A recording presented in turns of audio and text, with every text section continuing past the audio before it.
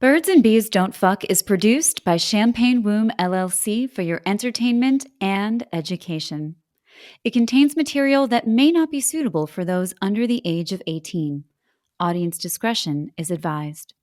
The opinions, thoughts, and ideas expressed by guests on the show are solely their own. Now, without further ado, please enjoy the show.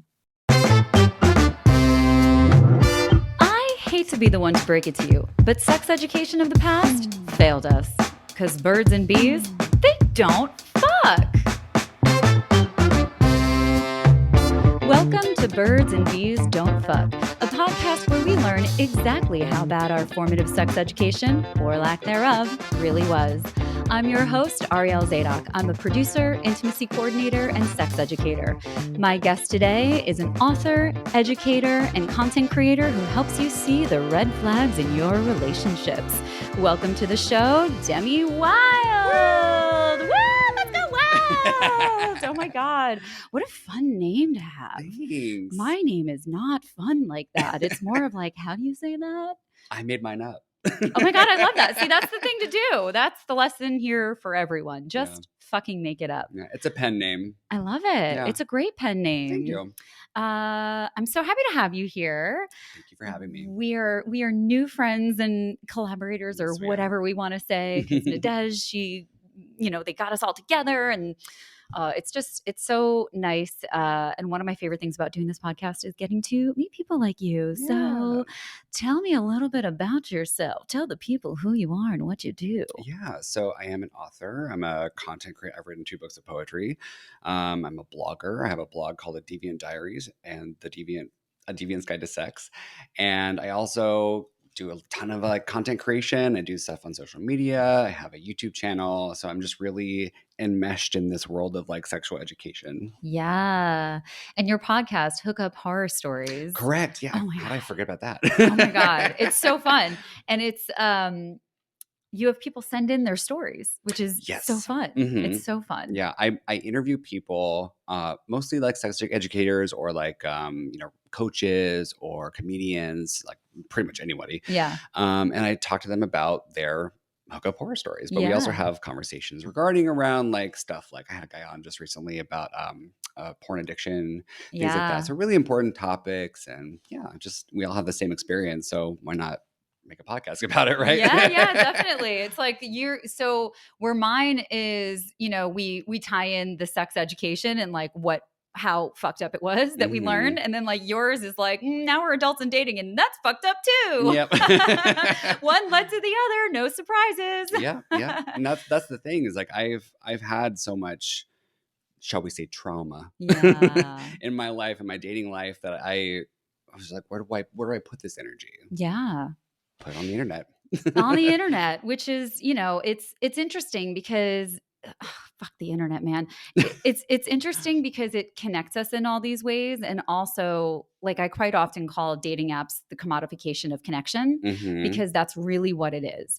These apps, for the most part, they like to say they care about connection, but they don't. They care about retention. They care about you keeping your membership on so that they're getting paid. Because if the business model really was get off this app like Hinge wants you to believe, they wouldn't have a business. So it really is the commodification of connection. And as a result of that, everybody's fucking avoidant. And we treat each other like we're bots. We're not really showing up in a healthy way for the most part. And I think, dating has always been hard. 1950s, it was not great either, specifically if you had a vulva. So, it's never been a great thing. But it's interesting the world that we live in today. But at the same time, then we have the internet that can connect us on these things and help us cope with these things. And so it's a real double-edged sword. Yeah, truly. It's always really strange when you have, much like everything else in the world, there's 2 sides to everything. You obviously have people like us who can come together, through Nadej. I literally read one of her Medium articles on Sextrology about the Virgo sign. I'm a Virgo. I have so many Virgo placements. Oh man. I'm sorry. Yeah. But I literally read a blog of hers and on Medium, and then like next thing you know, I'm at her book signing. Were you at their book Yes, signing? I Yeah, was yeah. too. I had such a good time. Oh my God, me too. But Now then we have to look at the photos and see if we were like close to each other. she's posted a few of me, and I was like, yeah, that's me. Cute. Yeah. That's where I met her for the first time also. Yeah. Also, let's plug her book because it's great. Sextrology by Nadej, Amazon. But that's where I met another friend too. And so like I love this community of sex educators that we are taking our experiences and trying to make it a better experience for other people, because it is a really hard path to choose to go down this road. As I'm very sure, we are both aware, we both have to navigate the censorship and the shame and the challenges and all the things that come up. But it's all so that all of us can collectively have a better time, because it's rough out there. Yeah, for sure. Speaking of censorship, I have actually had to restart my Instagram account because of censorship. Yeah. I've was flagged several times for posts I was making. I was mostly like memes or something silly, but there was also a time where I actually posted a comment on someone's, like, it wasn't even anything bad. It was literally, I had a joke with my friend of mine that she would rather date an alien than a human, because I was like, well, you know what about aliens? They have long fingers. And for whatever reason, that comment was flagged. What? Yeah. And my account was suspended. What? Yes. I have no idea how that happened. I even tried to fight it, and you have a certain amount of time to do it. And I just didn't follow up, I guess, a second time. And so my pole dancing account was taken down and I fought that. I was like, hard fucking no, you're not. It was part of that. A few months ago, there was like this mass deplatforming. And so I was a part of the mass deplatformation or whatever, mass deplatforming, which made no sense. I have less than 1,000 followers on that account. It's primarily a personal account. It's like an artistic account, whatever, but it was taken down. But because we live in California, I was able to demand my data. I sent them 15 emails across different emails before I actually went to the state. But it was because I went to the state that Meta gave me my account back. Damn. Mm-hmm. That's a lot. Do not fuck with a producer. No. Okay? She keeps receipts. I will be messaging you next time that Call me. happens. Call me. I do consulting. So yeah, like yeah. So, but a lot of people don't have the wherewithal for that. And a lot of people like yourself lost accounts. And for a lot of people, that meant a whole community and their client base and where their money was coming from. It was a very big problem, and it still is. 2,000 followers down the drain. Yeah. I mean, that's not nothing. That's a lot, It takes a long time to get there, as much as people are like, oh, it happens willy-nilly. No, it doesn't. Yeah. Especially not when you are a sex education account of any kind. Like, you really have to work for those people. Right. So where did you grow up? I grew up in a small town called Visalia, California. Ooh. California boy, born and raised. Mm. Very small town. I had to get out as soon as I could. Yeah. Like immediately. Were you 18 or were you like younger, older? So I actually moved down to Southern California, Riverside, when I was 13. Wow. Okay. 13. So my grandmother lived down there. My family, she had a heart attack. She had to go. Yeah, we had to go be close to her. And then, I've just been here.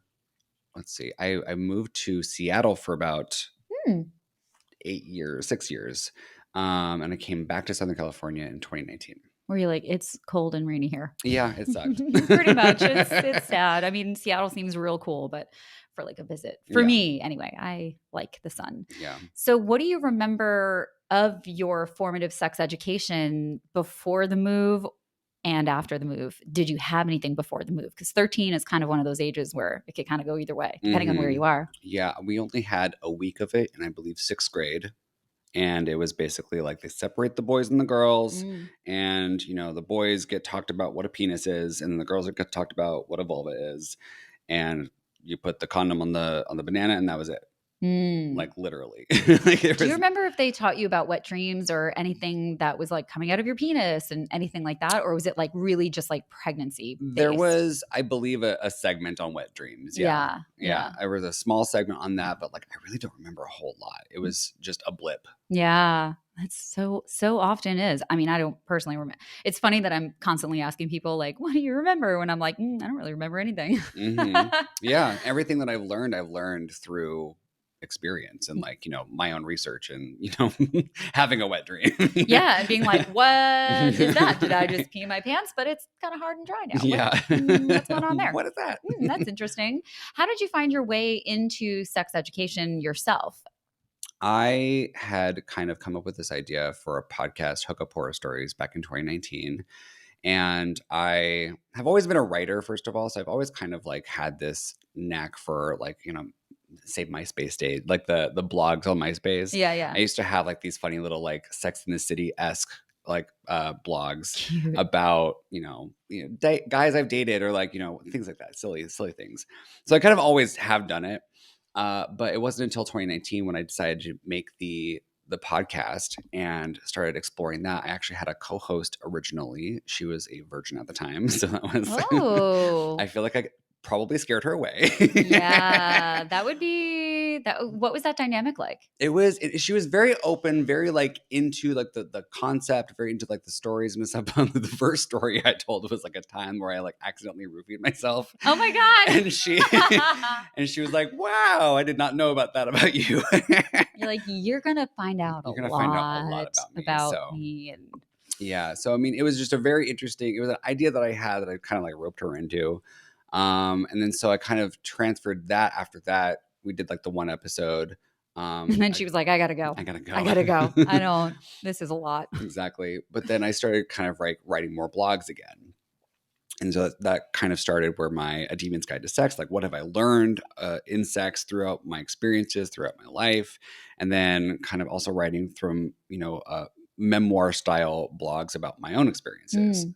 So that was the Deviant Diary. Sorry, I have two. Obsessive creative. So yeah, it kind of rolled out into that. I brought back the podcast after a couple other podcasts that I had been doing, Cosmic Journey with Demi and Jay and Tarot Love Doctors. So Love Doctors was also a pseudo like sex education, relationship education with tarot. We used to do like love readings and stuff for like celebrities and things. So that was a really fun show too. But then, yeah, like I decided to bring it back. And I've been doing it for, I think 2 years now. Yeah. You've got a solid library of episodes for sure. I will soon be over the amount of episodes that I had done with A Cosmic Journey. So 71 was what I had. So this season will actually end on 72. Wow. That's exciting. Yeah. Good for you. Congratulations. Thank you. What was it like for you leaving that podcast and coming back? And how long was that break? Okay, so I did the one episode with her, and then I kind of was toying things around over the pandemic, where I would have people send me their hookup horror stories, and then I would do kind of like audio storytelling, like kind of like old timey like black and white radio stuff. Like you know what I'm talking about, right? Yeah. Oh yeah. Like I love it. Like narrating the story, but with like sound effects going on in the background to narrate the story. A lot of editing. Oh my God. It's so much work. Yeah. A 10-minute episode. It's so much work. When you're doing it alone, it's a little too hard. I did 2 of those and I was like, okay, we got to pause. Yeah. Can't do that. Not sustainable. So trying to figure out where the balance was, where I can have the stories, but also talk to other people about it. Like that's where the new format came in. Yeah.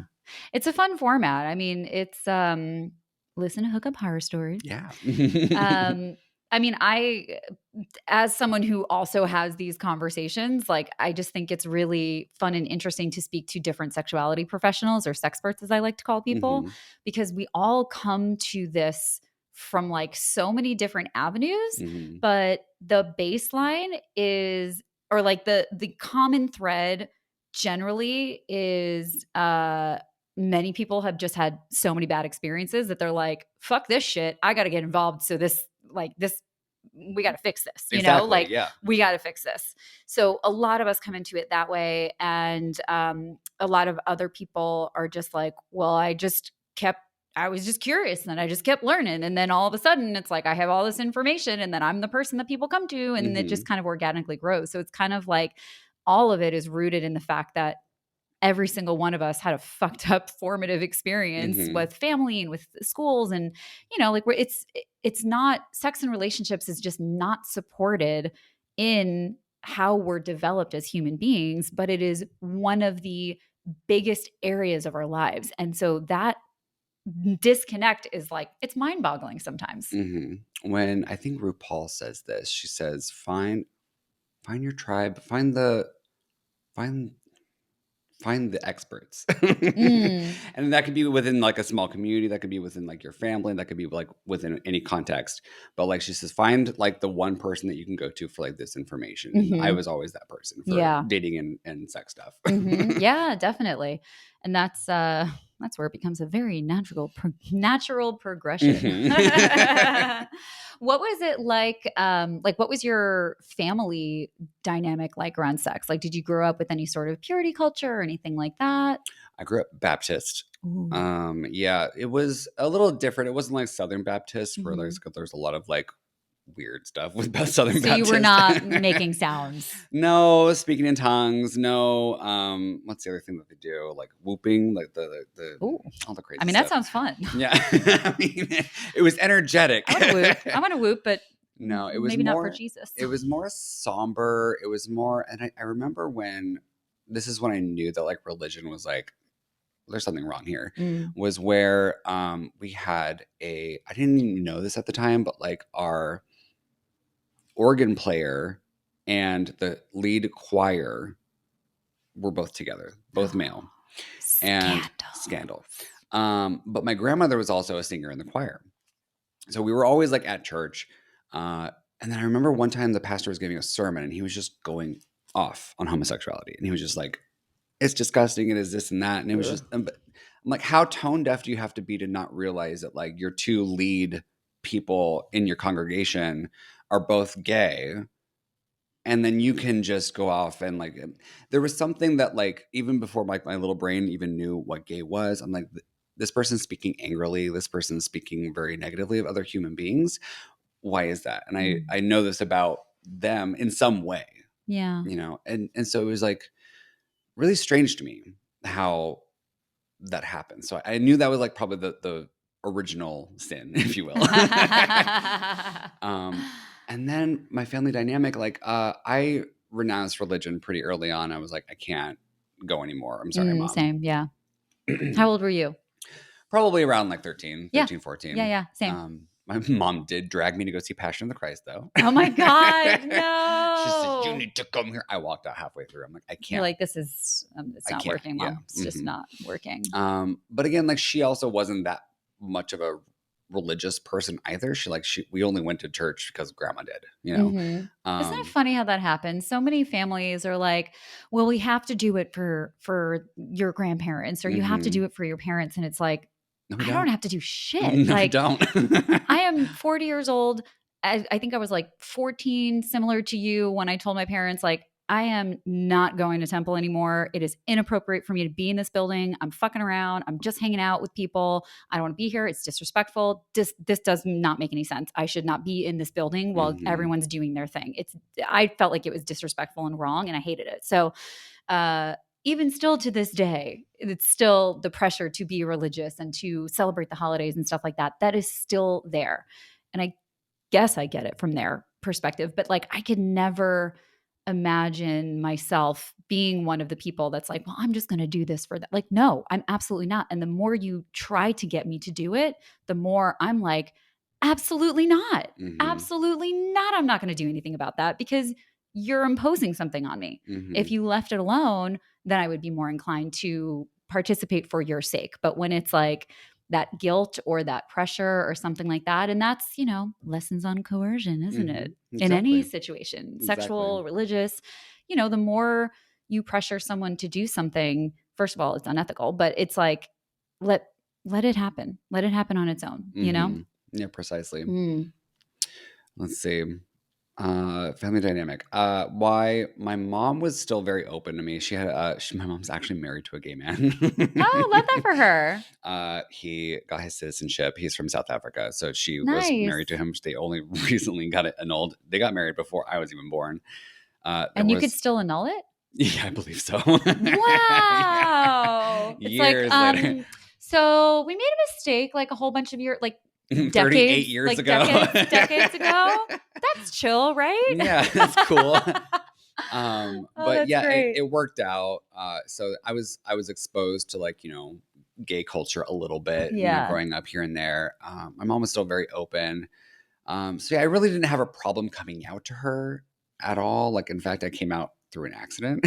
Whoops. My boyfriend, when I was like 15, barely say boyfriend, we dated for like a week.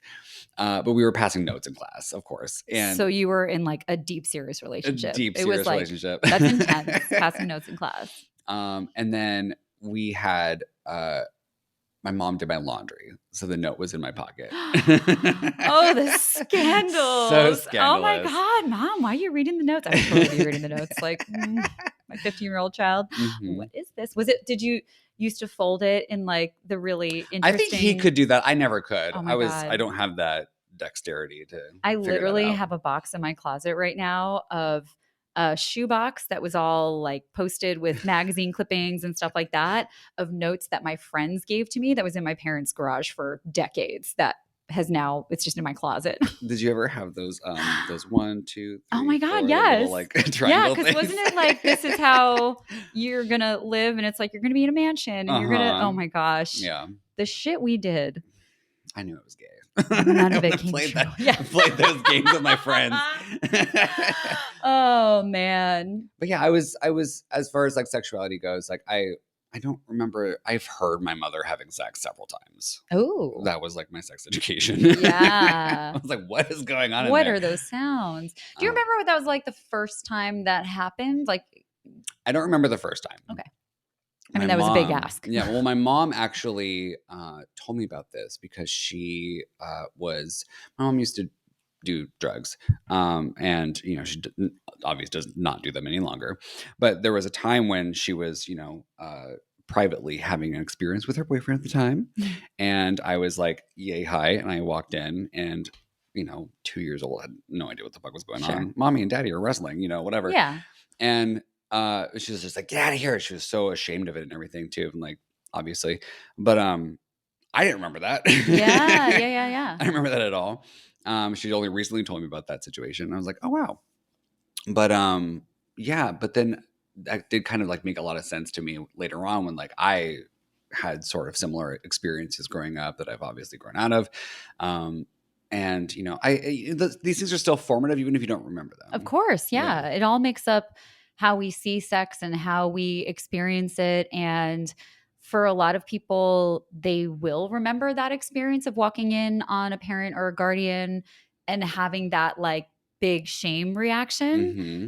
But there is also the opportunity, if that happens, for you to just calmly say, hey, you know, mommy daddy or daddy daddy, mommy whatever, like both of us, like we're having our own special time right now. So if the Hmm. door is closed, let's go ahead and close the door and we'll come out and see you. Hmm. And then, like you can do it in a calm and secure way so that you're not creating this big shame trouble, angry, like, but that's our own stuff, right? Like Hmm. that's so hard as a parent to not freak out and Hmm. like have enough wherewithal to be like, I need to hold my shit together so that I'm not creating this experience for my child that's going to be like so deep into their psyche. Hmm. But, we're not taught that stuff. We're taught to be ashamed and we're taught to freak out if your kid, like it used to be that we lived in huts and shared spaces together and a lot of people still do, and so sex was a normal thing and adults having sex was fine and normal because it is fine and normal. Do you know the fear of spiders theory? No. So arachnophobia, Yeah. where basically, if you're a child and you have a curiosity towards spiders, or if you see a spider, your parent will try to protect you from the spider. Mm. And so when you actually like as a child, you're kind of inquisitive. You're like, "What is that?" But the parent is the one that freaks out. Yeah. They're the one Hmm. that gets scared, Yeah. and so that's ingrained in you from childhood. That fear of spiders, it never goes away. It's sort of the Mm. same thing. How shame Yeah. operates. Oh, absolutely. Yeah. I mean, when we are that young, we're picking up on all of the cues from the adults around us. Hmm. And when you're really, really little, like when you're 2, you're not leaving the house all that much. Like you are, but you're not learning those social cues necessarily from the people out in the world. That comes more into toddlerhood and young childhood. But babies are born with a blank slate. They don't know anything. They're just, things are happening, but they look at a parent's face or they look at an adult's face or whoever's face, and that face is smiling back. And then they learn to smile. And then they learn how these things are all connected. So every little experience that we have as children, that's how we're learning how to feel about things. And it's so underlying and baseline that we don't even know that it's I mean, obviously you're a kid, you're not going to know that it's happening, but even as adults, we're not conscious that that is how we learned how to feel, how to talk, how to behave, what's okay, what's not okay, what we got in trouble for. That's all our parents' shit. And that's how we learn how to feel about things in the world. And then how we feel makes us behave in certain ways. So it's, when we can bring awareness to that and be like, oh yeah, that was a big reaction, but it wasn't my reaction. And that's not the way it had to be. Exactly. To remove yourself a little bit from it. Yeah. Which is really difficult. Yeah, for sure. So your poetry. Yeah. Is that in all of this deviantness? Or is it something different? Like, is that a different creative endeavor? It's a different creative endeavor. There is a little bit of overlap here and there. I feel like I used poetry as a lot of therapy from some of the traumas that I've experienced, particularly when I became HIV positive. I was very angry. I was very frustrated. I didn't know what to do. I was frustrated with the insurance because the insurance, I didn't know if I was going to get sick before I couldn't get on medication. There's a lot of issues with, battling bureaucracy when it comes to just getting medical care here in this country. And so I started and I also was experiencing love for the first time in a while at that time. When I wrote my first book. And so I put a lot of this stuff in there, as well as some old stuff that I'd written when I was 16. And so I kind of after a while, I was just I have enough to compile in a book here, so I might as well just put it in a book. And I did that, and it was just great. And then right after I did that, the second one just started it came in within a year. I was like, what is happening? Wow. The second was even bigger than the first one. So I was like, what is going on here? I have no idea. There's just random, just spilling out of me. And so, yeah, it was just a completely different thing. Some of it was from therapy. The second was just kind of observational stuff. Yeah, it's just a very, I don't know, I've always been a writer. I've always been an observationalist. I'm a journalist as well. So it's just very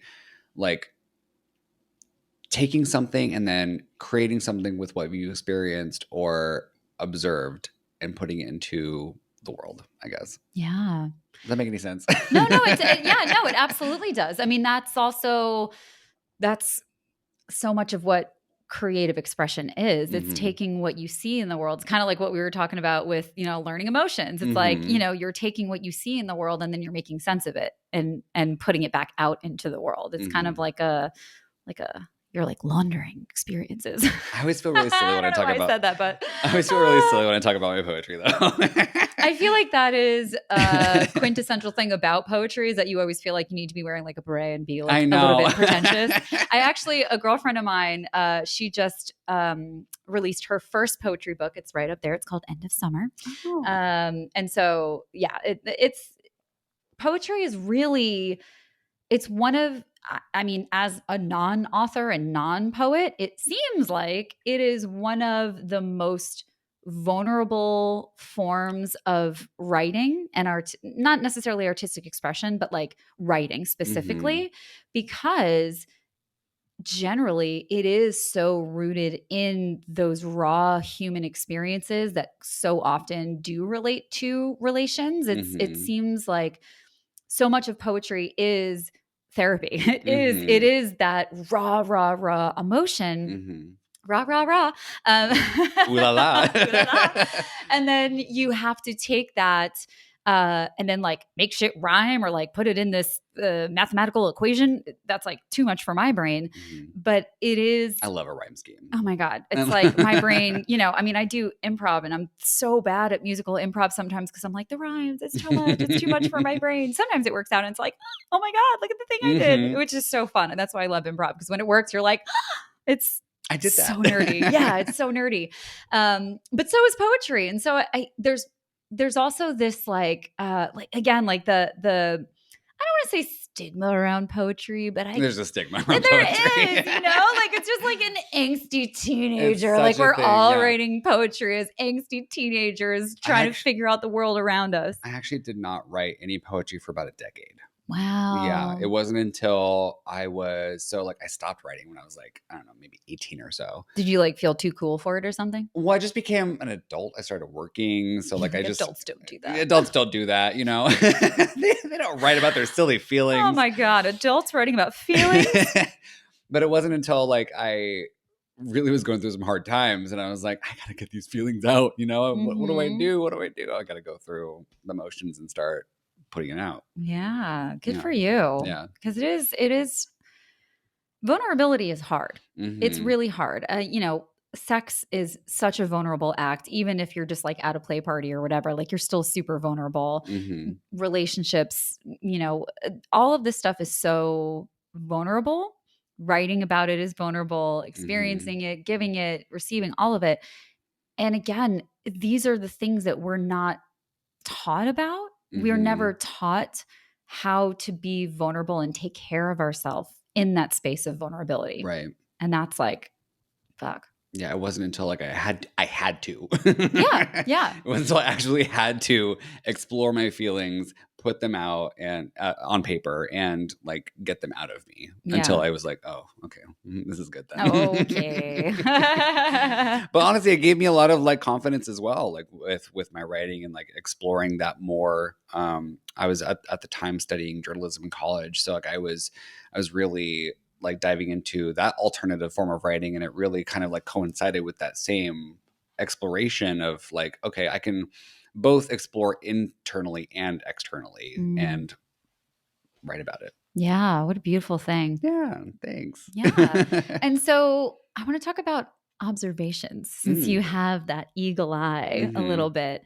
And I'm a Virgo. I can analyze. I know. Yeah. It's like overanalyze. I literally just posted something today in my stories. I'll have to send it to you so that you definitely see it. But it was a meme that said, I'm a Virgo. I say I don't care and then I lose sleep over it or some shit like that. It's just like, literally. That wasn't me last night. Ooh, it's so, yeah. And my Virgo is in two of them is my moon.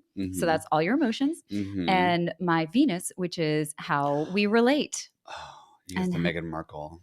Yeah. Oh. Venus in Virgo. And she's also a Leo. She's a Leo. I looked it up the other day because I was seeing a Virgo. And so I was like, Virgo Leos, let me just look that a little bit. And Harry is a Virgo and she's a Leo, but I didn't know that her moon and her Venus are... Not her moon, I'm not sure, but her Venus for sure. Venus and Virgo, and I know this. But my shit's in retrograde, so it's real fucked. Oh, that's, yeah. I learned this from Nadej, actually. Venus and Virgo is like, I love you, but. Oh, 100%. But your breath stinks. And then it's the retrograde aspect of that too. So like, yeah, I mean, I'm single forever and that's fine. Quite happy with that. I don't need the bullshit. Yeah. No, that sounds terrible, but it's, yeah. So I deeply understand the analytical, but also again, bringing it back to you and the observations as a journalist, as a Virgo, what, especially going through your podcast and hearing these stories, what are some of the biggest observations that you've had around themes of dating horror stories? What are some of the things that you have found coming up the most, or just that comes to your mind? Well, that's kind of what I approached it as, like, what is the common themes? I feel like we all have this common experience, so that's the obvious one. Like, we all have a bad dating experience. We all have a bad hookup. We all have like these things that we were kind of just fumbling around in the dark trying to figure out. So that's the obvious one. But then we have probably communication. Like, no one, like, communication is the biggest main thread through all of these stories, is like, and whether that be acts like getting tricked via text message, or being catfished, or spousal disagreements, things like that. There's always something like communication main thread that we're all kind of struggling with. And I really think that's probably one of the most difficult things to figure out because, we don't take our first communications class until college, right? Mhm. Yeah. We don't know how to communicate effectively. Fun fact, I have a class on communication, Yeah. Do on you? sexual communication. Yeah, by the time this comes out, it should be out and done. But that's what I see as well, is that we don't know how to talk about it. We don't know how Mhm. to talk about things before, during, and after sex. We don't know how to tell someone, "Hey, listen, I really appreciated your time, but it's not a right match." Or, Mhm. "I really like you as a person, but I'm not feeling the sexual chemistry." Or, I am really feeling this and I do want to take it to the next level. Like there's, again, the vulnerability of that. So Mhm. there's this balance between learning how to be vulnerable in a secure, safe way that's not going to be like an anxious type Mhm. behavior, and having the skills to know when and how to have a conversation, to recognize the signs in your body that you're not in a good place to have it, to recognize the signs in your partner's body and their body language to know they're not in a place to have this either. Maybe you're ready, but you can see that they're like, they had a shitty day or whatever. So, like, don't talk about this big thing that we have to talk about. And I'm so not surprised by that. I feel Mhm. very validated, but I'm not surprised because, again, it's relationships aside, like sexual relationships aside, romantic relationships aside, talking to your boss is hard. Mhm. Talking to your friend is hard. Simply stating a boundary is hard, Mhm. or just asking for what you want. Mhm. Yeah. Oh my God. Precisely. Where is that class? I would like to take it. Yeah, it's on elixir.life, elxr.life. Right now, I have a yes, no, maybe list up there. So, well, like right now when this is published, and then I'm hoping that the communications class is going to be up there as well. Cool. Because being, I've been in production for 20 years. I've been in communication for 20 years. It's like, Mhm. okay, how do we bridge this gap? Like I've literally just been doing that, and now we've got all the sexy stuff, and this is something that everybody needs. Doesn't Mhm. matter where you are It's on your, baseline. it's baseline. Yeah, like you can be completely not doing anything sexual. You don't even have to be dating, but like we all need the skills on how to approach conversations and how to recognize these things in our bodies. And have you ever read Nonviolent Communication? Oh, yes. Fucking love that Yeah. book. Love Mhm. that book. Eating it up. Some of it's a little bit impractical because like Sure. you can't really have a conversation that way most of the time, but there's a lot that anybody can take away from that book if you're willing to. Yeah. It's what take what you need from things like that, With all the things, because otherwise we're going to find ourselves in some cults. Yeah. No, Oh no, my never God, mind. This no, is but this I is do this is love my that. this is my culture. Also, I I just have another love the one though. general like No, I have another show that said let's join a cult. yeah, yeah. I mean, yeah. Yeah, we're in one. We're in one, but Mhm. like a healthy one Yeah. because we believe in boundaries and autonomy. Exactly. Oh boy. Do you have any favorite stories? Oh boy. Uh, what do you want to hear? Oh my God, whatever you want to tell us. I have a bad date. I have an epic. I have a short and sweet. I love it. You're just like ready with Yeah, these. I'm That's ready with them. fantastic. Yeah. Okay. What do you want to share? Tell us. I'll do the bad date first. Okay. Okay. We're going to do that. So I had just moved to Sacramento at the time from Seattle. And I was kind of, I got a new job. I was like, I'm ready to date again. I got through a bad breakup a little while beforehand. So I was like, I'm about to get out. I need to go out on a date here and there. And so I met this guy on an app. I don't remember which, like maybe Tinder or something. And then we went to a very nice restaurant and he paid for dinner, everything, or lunch. I think it was a lunch date, actually. He paid for lunch and afterwards, gave a little peck on the cheek, thanks, have a good day, like blah, blah, blah. Well, later that night, I got a message from him that said, hey, I just want to say this isn't going to work out. And, it's, didn't give me any like explanation of like why. He was just like, boom, there it is. And also, you're welcome for the free meal. That's real passive aggressive. Real passive aggressive. And Wow. I was like, I thought we had a good time. What was that? Yeah. So, cut to probably 6 months later, Ooh. Ooh. I am at work and they Oh. had just hired a new batch of people, new servers. And guess who is one of the new servers? Ooh, you're bringing all the juicy. Oh my God. For the longest time, I just was, because I'd already been there for a while. I'm like, Yeah. I already have everyone on my side. Mhm. Everyone loves me here. Mhm. You are the new person. I'm in charge. Good luck. Good luck. And so for the longest time, I was just like teaching, like, I'm just like, no, you will not speak to me at all. I was just like I'm the queen. Yeah. After a while, he did kind of wear me down. And I was like, we did end up being like kind of close friends after that. Yeah, But yeah. for the longest time, I had to just give him shit for it. It's like, oh, free meal, huh? Guess who's serving meals? Like, yeah, looks like you are, sweetheart. Yeah. And so, okay, one thing I really love to do is take these stories and think about how it could have gone better. Mhm. So Good idea. I'll ask you that. How do you think that interaction could have gone better? See, I'm such an anti-confrontational person, so I would just went like, okay, cool, bye. That's how I if I wanted to, like, that's a perfectly valid response. Yeah. Cool, bye, got it. When you're approached like that, though, it is difficult because that is a very confrontational approach. Yeah. So in order to kind of dissuade that, asking maybe a why question, like, oh, well, I thought we had a good time. Why do you feel that way?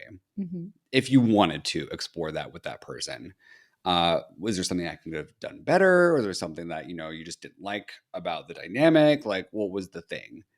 And then that could have maybe opened the conversation up to maybe a constructive criticism. Yeah.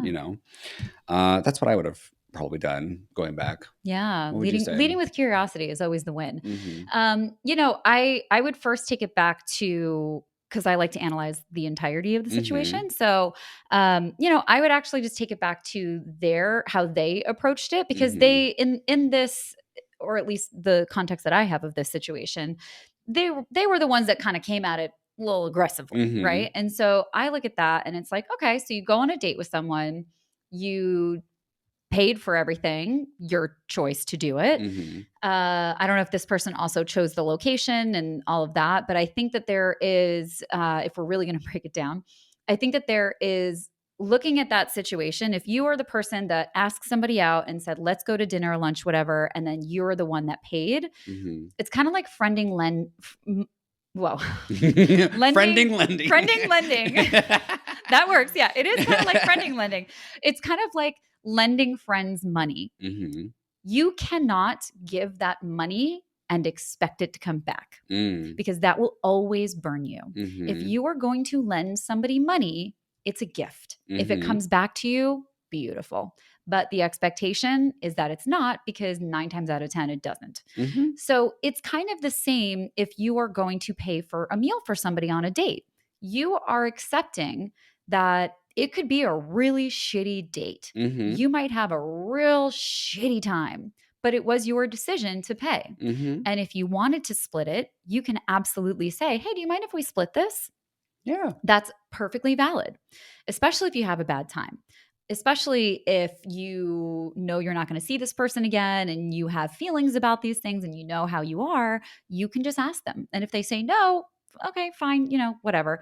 Again, it was your choice to engage in this behavior, right? So I think that there's a starting point of acceptance that if you are going to pay for a date, that you're accepting that this is the cost of doing that. That's the cost of business.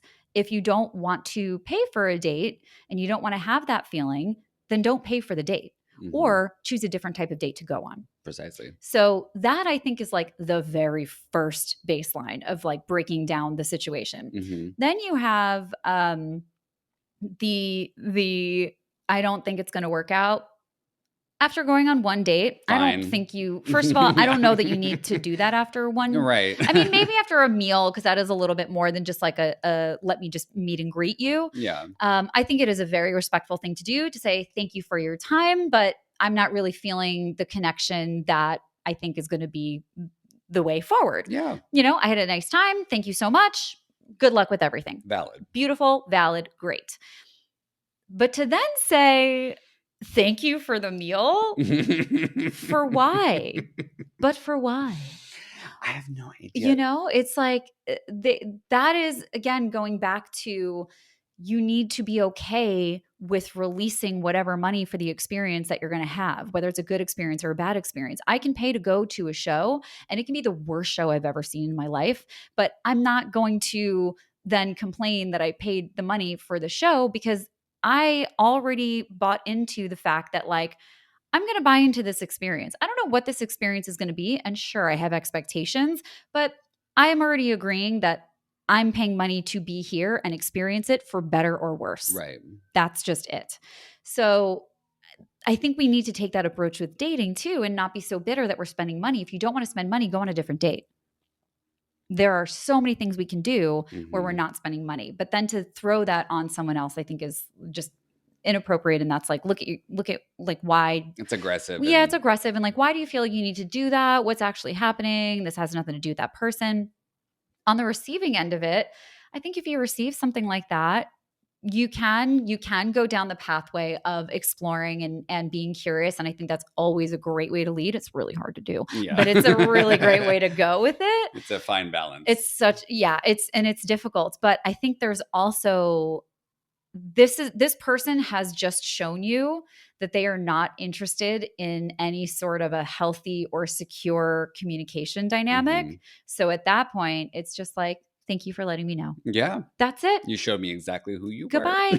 What a gift, like, people Mm-hmm. are constantly filtering themselves out of our lives, and we get really like sensitive about that, but it's like, okay, thanks, bye. No, I've fully think that's how I approach a lot of things. Like, if it doesn't work out, that person is doing you a favor. If there Absolutely. was like a negative experience and like that person's doing you a favor, you do not need to be any part of that. It is hard not to internalize some of that stuff, but absolutely, like, no, you did absolutely nothing wrong. That person did you the solid. Yeah, absolutely. And I had a friend once that was really, really upset when this guy that she was dating broke up with her. And he was like, I think you're great, but you're not my wife. And she was so Ooh, upset. okay. I mean, I get that, but also it's like, but if he's not feeling that connection, he just gave you a gift. And by the way, Mm-hmm. she met her husband like 2 months later, Mm-hmm. and they've been married for 10 years. So it's just like, there's a lot of ego in that. And we are very hurt when someone's like, I don't want this with you. Mm-hmm. But that's a gift, because I don't know about you, but I only want to engage with people that are like, fuck yeah, I want to hang out with you. Fuck yeah, I want to fuck you. Mm-hmm. Fuck yeah, I want to do this thing with you. Like, because I want to be like that with somebody else. And if I'm not feeling that fuck yeah in whatever the dynamic is, then I don't want to be in that dynamic. I need to shift the dynamic or ship the fuck out. Mm-hmm. If it's not enthusiastic, yes. Mm-hmm. GTFO. Yeah, because it's so taxing on our energy. Yeah. And your energy is precious. So precious, just like you.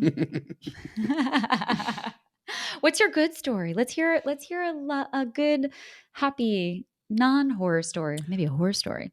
He might get mad at me for saying this, but I do have a boyfriend now. Aw. And he, he's Hi, hi. boyfriend. He has been a good friend of mine for several years now. We met on Grindr in 2017. Cute. Uh doesn't always happen that way. No. Doesn't always happen that No. way. It is the exception, not the rule. Mhm. But since we did meet there, we did have a lovely time on the date. It was really wonderful. Probably one of the best hookups I had ever. And we had, I guess I just didn't ask his number or something, like stupid me or something. But like eventually he followed me on Instagram. He just found you. He just found me. Love that. See, that's the kind of enthusiasm we're talking about. And I mean, as long as it's not creepy. I started seeing this face in like my stories and stuff, and I was like, Huh. who is this? And I realized it was him, and I was like, oh wow, okay.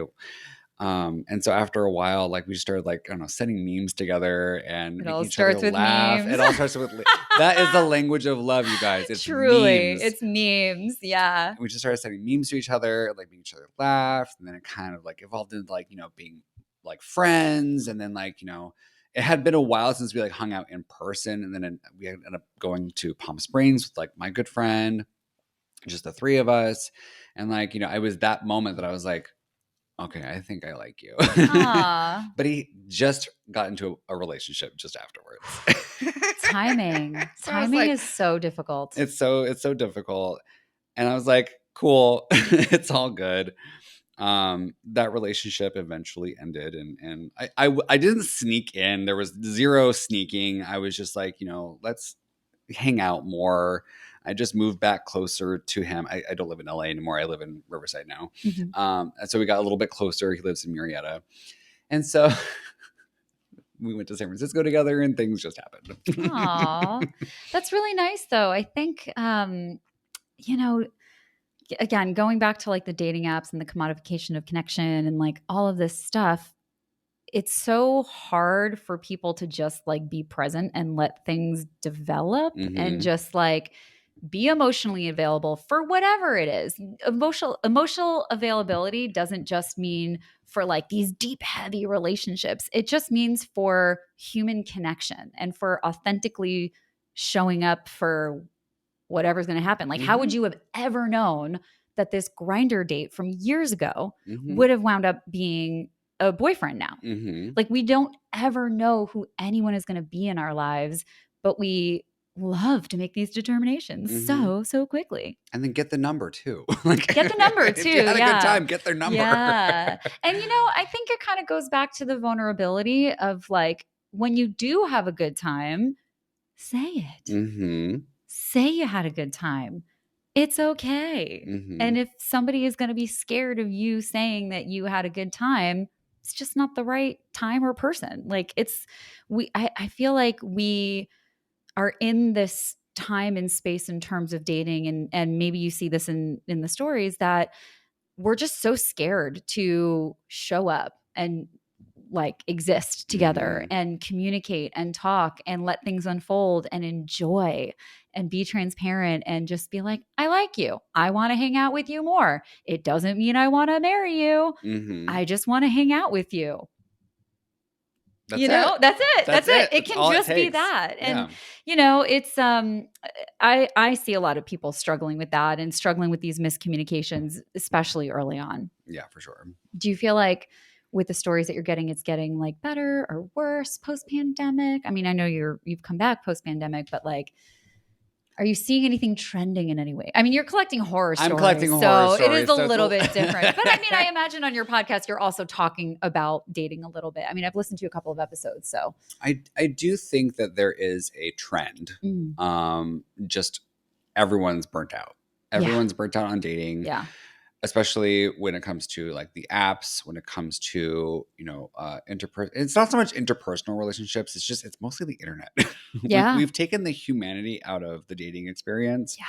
and, everything is becoming so strange, so Mm, segregated, so misogynistic. yeah, And it's so bizarre to see. Like, I see these quote unquote dating coaches on like YouTube and stuff, and it's like terrible just advice. saying the worst The things. And I was worst. like, first of all, where are your credentials? Yeah, Like, that's yeah, what are you? Where are you getting this yeah. information? Where are you getting these ideas between you and your bros? Like, It's bad. And there are women doing just the same too. It's not hmm just like the bro dudes. It's also women that are like, if he doesn't take you to a nice dinner and pay for everything, then he doesn't care about you. Like you oh, it's don't the trad know. wives, yeah. Yeah. Oh, the hmm trad wives thing too. hmm That's a whole other thing. It's like it's kind of all connected, but it's like you don't know this person, what their finances are, what their experience is, what they're going through. And that's why I think it's like so important that we can kind of come back to this emotional availability of just existing as two humans in the world. Like hmm we're here right now. I have no idea what relationship you and I are going to be in 5 years. Married. We are obviously going to be married, obviously. But like, okay. So maybe we do know. So other than the two of us being so happily married, and like, by the way, you're all welcome to the wedding because it's Of going to be course. a fucking banger. hmm There will be feathers and rhinestones everywhere. Strippers. So many poles. hmm We'll have Arielle. It's going to be the event of the oh Flamingos. my God. I'm going to ride down the aisle in only rhinestones on a flamingo. It's going to be so fucking hot. Amazing. Yeah. I'm here for that. 2029. Mm-hmm. But that's what I'm saying. Like, we don't know what anything is going to be. And so I think if we can all collectively get to this space of like finding security, knowing that we don't know, and allowing ourselves to just show up and be in something together. Right. Just like exist as two humans Mm-hmm. making a podcast together right now. Exactly. Learning that we're going to get married in 5 years. So for my comedians, I usually give them a pop quiz, but you are a sexpert. Mm-hmm. And so what is something that you would like to leave the people with? Oh my goodness. Okay. Obviously communicate. Communicate everything. Literally everything. Especially when it hurts, especially when it's too hard. You probably need to. If it does hurt, say it even louder. And then, yeah, just be present. Just be present with your other person, whether it be a sexual experience or a dating experience. You know, just find somewhere to be present with, and yeah, you'll figure it out. I love that. And listen to this podcast. And listen to his podcast too. Yay! Where can people find you? I'm at Dimitri Wilde _ on everything. You can find my podcast, Hookup Horror Stories with Demi Wilde, on every podcast streaming platform, on YouTube as well, at Dimitri Wilde on YouTube. And then, yeah, you can pick up my books if you are interested in them on Amazon. What are the titles? Bitter Blue Pill and All Was Nothing in the Time of Champions. Ooh, oh, I like that. Well, thank you so much for coming on the show. This was so much fun. And I'm so happy that we're going to get married in 5 years. Yes. And listen to his podcast because it's great. And I'm so happy that we're like in our little sexpert bubble that we're in with a couple of other people that we're just like super supportive. And yeah, it's a cult, but like it's a really supportive one, which is how they all start. It's a cool cult. It's a cool cult. It's a cool, sexy cult. And we do fun things. Also, I mean, I could talk about you. I could talk about this with you offline. Not really for the people, but there's a vibe expo this weekend. So I think I heard about this. Yeah, I'll send you the link to it. Okay. Yeah, I'm surprised I didn't put it on the chat. So I've been trying to like tell everybody. So this is what being in a little sex cult is like. We go to expos about vibrators. Oh, you know who it was? Somebody is there. Oh, Susan Bratton, who I actually interviewed on an she'll be there. There are a lot of great speakers. I'm so sorry that this is going to be like way past for everybody that's listening, but like also hit me up if you want to hear about expos in the future. I should start a mailing list. Yeah, totally. Maybe I'll have one by now. Anyway, thank you so much for coming on the show. Thank you for having me. If you like this podcast, then please follow, like, subscribe, send it to a friend because we are still in its little baby infancy. This is season 2. I cheated a season, but I wanted to do it on the years because Virgo. We love organization. You can follow me on Instagram at Birds and Bees Don't Fuck without the U because, again, censorship. I've got classes on elixir.life. You can find me there. All the links are in the show notes, but thank you so much for being here. Thank you so much for watching.